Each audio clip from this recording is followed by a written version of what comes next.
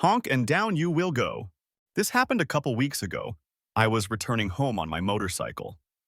As I was passing through a narrow road, there was a car who was honking at me to give way. Since it was a narrow road, I had to be careful and slowly shift to the side. But this impatient shithead was honking profusely, which irritated me.